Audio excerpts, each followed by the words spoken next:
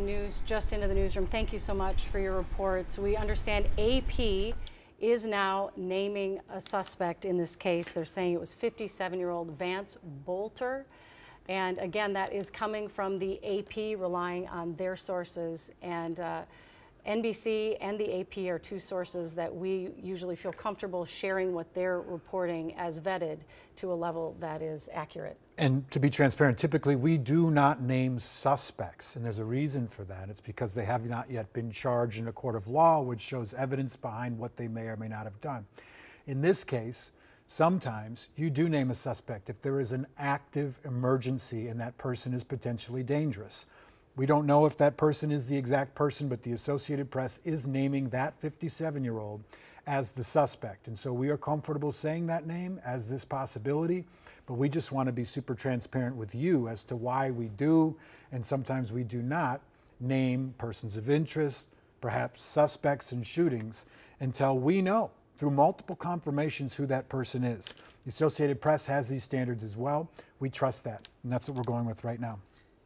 Right, and we know this is a name that has been, I'm on my phone trying to see if any officials have commented on this yet on social media.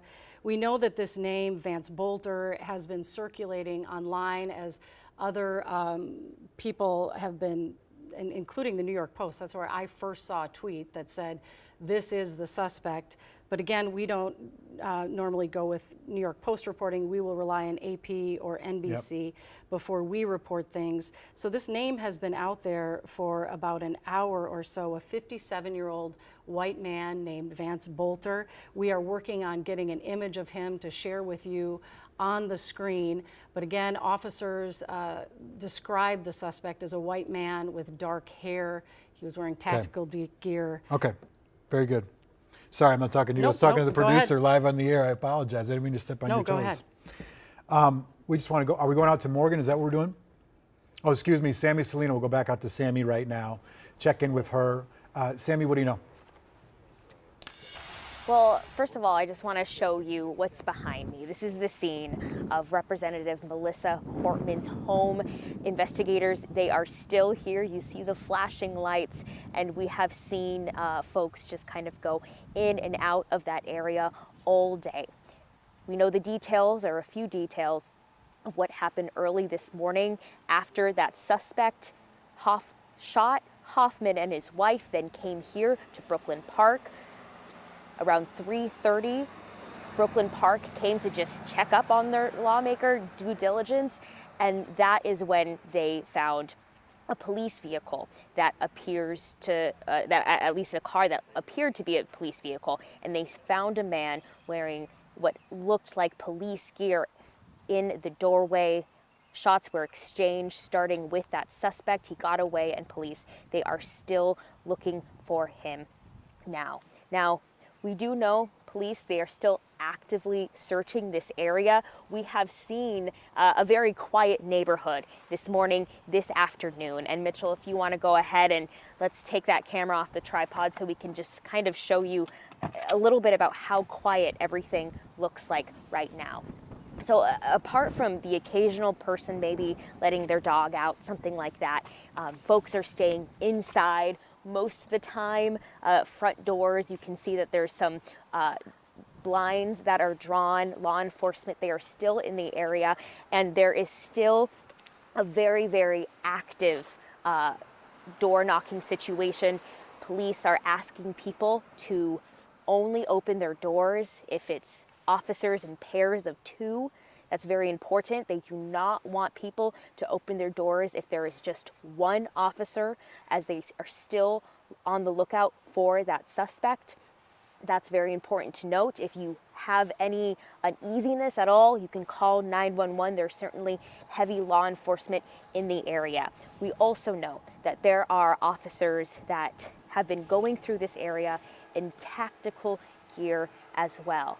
So they have vests, they have heavy guns, and it looks as though they are preparing to potentially just, if there is a situation where they need that, they are ready.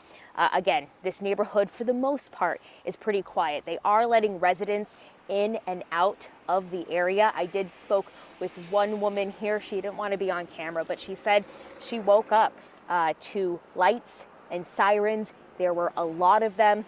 Again, around 3:30 this morning, she says there was an officer setting up a drone in the area.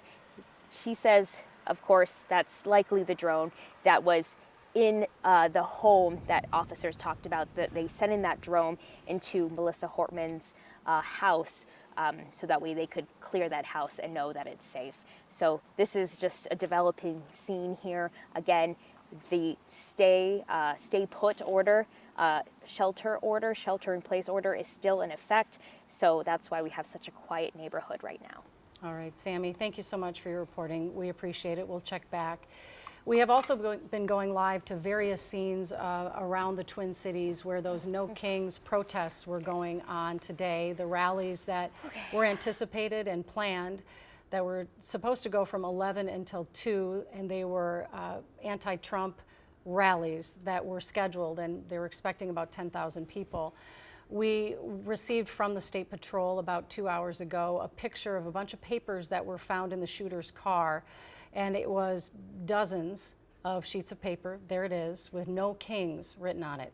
So they called a press conference and said, please cancel the No Kings rallies. Now, that obviously did not happen. There are hundreds of people out protesting in St. Paul right now for the No Kings rally. We are watching that and have live shots there. Right now we're going to switch back over to coverage on NBC, and we'll be back to the stream momentarily. 3, 2, 1. Now, breaking news from KARE 11. Good afternoon. We are briefly interrupting the U.S. Open with brand new information on the horrific events that unfolded here in Minnesota today. The AP is now reporting new information on the suspect in a targeted shooting of 2 state lawmakers and their spouses overnight. Yeah, Julie, in the last 30 minutes, the Associated Press is reporting the suspect police are looking for is 57-year-old Vance Bolter, as I believe it's named. Vance Bolter. This is a picture of that suspect from the Associated Press. The AP says 2 people familiar with the matter identified him as the suspect. The people could not publicly discuss details of the ongoing investigation, and they spoke to the Associated Press on condition of anonymity. Earlier today, police announced that he is a white male with brown hair wearing black body armor over a blue shirt and blue pants, and was representing or misrepresenting himself as law enforcement. And this man is still, the suspect rather, is still at large right now, is obviously considered armed and dangerous. This emergency alert was sent to thousands of people around 5 a.m. It's still in effect right now. If you live in Brooklyn Park, you are asked to remain sheltered in place because they have not apprehended the suspect at this hour. So if you're in Brooklyn Park in a 3-mile radius of Edinburgh Golf Course, you're asked to only answer the door to law enforcement if there are 2 or more officers, and to call 911 to confirm those are actual officers at your door. And we do know law enforcement is going around to houses in that neighborhood because they're trying to talk to witnesses or people who may have seen or heard anything overnight.